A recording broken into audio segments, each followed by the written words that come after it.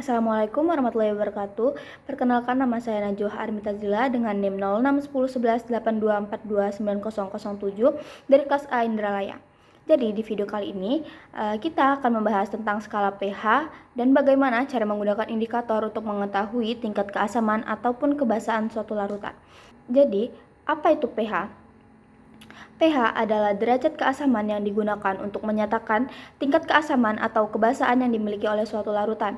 pH adalah singkatan dari potensial hidrogen, yaitu ukuran konsentrasi ion hidrogen atau H+ dalam suatu larutan. Skala pH berkisar dari 0 hingga 14. Semakin kecil angkanya, semakin asam. Sebaliknya, semakin besar maka semakin basa. Skala pH. Skala pH adalah sistem pengukuran yang digunakan untuk menentukan apakah suatu larutan bersifat asam, netral, ataupun basa. Skala pH memiliki rentang nilai dari 0 hingga 14, di mana pH 7 dianggap sebagai pH netral. Nilai pH di bawah 7 menunjukkan larutan asam, sedangkan nilai pH di atas 7 menunjukkan larutan basa.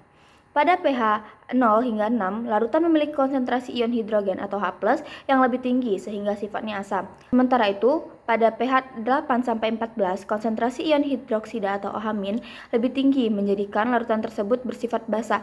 Pada pH 7, seperti air murni, konsentrasi H+ dan OH- adalah sama, menjadikannya netral. Selanjutnya ada beberapa contoh zat berdasarkan pH di kehidupan kita sehari-hari.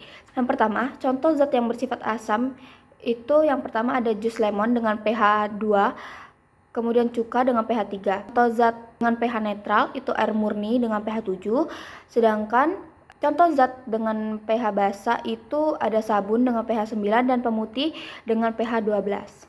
Selanjutnya ada indikator pH. Indikator asam basa adalah zat yang dapat berubah warna ketika berada dalam lingkungan asam atau lingkungan basa sesuai pH. Indikator asam basa adalah senyawa yang warnanya dalam asam dan basa berbeda. Sebagai contoh, ada kertas lakmus, indikator phenolphthalein atau PP, metil jingga, dan indikator universal. Lalu ada indikator pH digital atau pH meter yang lebih akurat. Pertama itu ada kertas lakmus.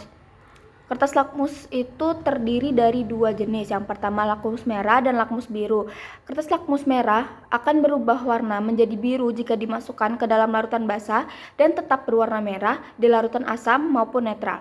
Pada kertas lakmus biru akan berubah warna menjadi merah jika dicelupkan ke dalam larutan asam dan tetap berwarna biru jika dicelupkan ke dalam larutan basa atau netral. Selanjutnya, indikator phenolphthalein atau PP dan metil jingga. Indikator PP tidak berwarna pada larutan asam, tetapi berubah warna menjadi merah muda pada larutan basa. Sedangkan metil jingga berwarna merah dalam larutan asam dan kuning dalam larutan basa. Terakhir itu ada indikator universal. Asam menyebabkan larutan indikator universal berubah dari hijau menjadi merah. Basa menyebabkan indikator universal berubah dari hijau menjadi ungu. Selanjutnya itu ada contoh soal. Sebuah larutan memiliki konsentrasi ion H+ sebesar 1 dikali 10⁻⁴ mol per liter. Tentukan nilai pH larutan tersebut dan kategorikan apakah termasuk asam, netral, ataupun basa. Jawabannya itu, tadi kan sudah diketahui H+-nya itu 1 kali 10⁻⁴ mol per liter. Jadi langsung saja kita masukkan ke dalam rumus, yaitu pH sama dengan min log H+. Langsung saja min log dikali 1 kali 10⁻⁴ sama dengan 4, yang berarti pH larutan tersebut adalah 4, merupakan larutan asam. Dari penjelasan saya tadi dapat disimpulkan bahwa pH mengukur tingkat keasaman atau kebasaan, sedangkan indikator membantu mengetahui pH lewat perubahan warna, dan pemilihan indikator itu dapat disesuaikan dengan kebutuhan. Mungkin itu saja yang dapat saya sampaikan. Jika ada salah, saya mohon maaf. Saya akhiri. Wassalamualaikum warahmatullahi wabarakatuh.